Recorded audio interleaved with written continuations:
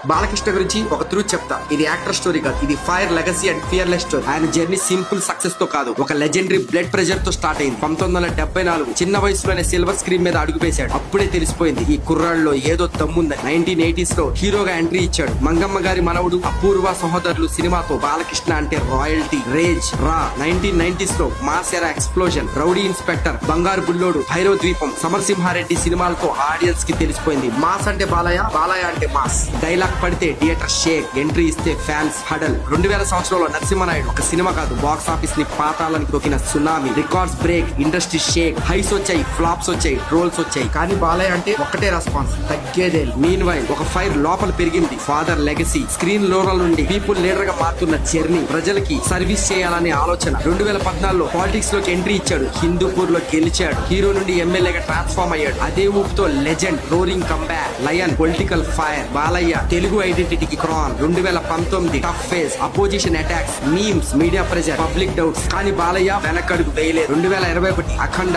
ఇది సినిమా కాదు, ఇది బాలయ్య విశ్వరూపం. థియేటర్లు స్టేడియంలుగా మారాయి. బాలయ్య డివైన్ రేజ్, వీరసింహారెడ్డి, భగవత్ కేసరి, డాకు మహారాజ్ సినిమాలతో దూసుకెళ్లాడు. కానీ రియల్ లైఫ్ లో అతని బిగ్గెస్ట్ రోల్ సినిమా కాదు. Basavatarakam cancer hospital, thousands of poor people free treatment, ప్రజల ప్రాణాలు కాపాడాడు, కన్నీళ్లు తుడిచాడు, నమ్మకాన్ని ఇచ్చాడు. స్క్రీన్ హీరో కాదు ఇక్కడ, real life warrior, real life saviour. Criticism వచ్చింది, కాంట్రవర్సీస్ వచ్చాయి, కోపం హెడ్లైన్స్ అయింది, యాటిట్యూడ్ ట్రెండింగ్ అయింది. బాలకృష్ణ అంటే జస్ట్ యాక్టర్ కాదు, జస్ట్ పొలిటీషియన్ కాదు. He's legacy, he's fire, he's madness, he's mass in human form. ఒక్క లైన్ లో చెప్పాలంటే he's not a star, he's the storm that never fades.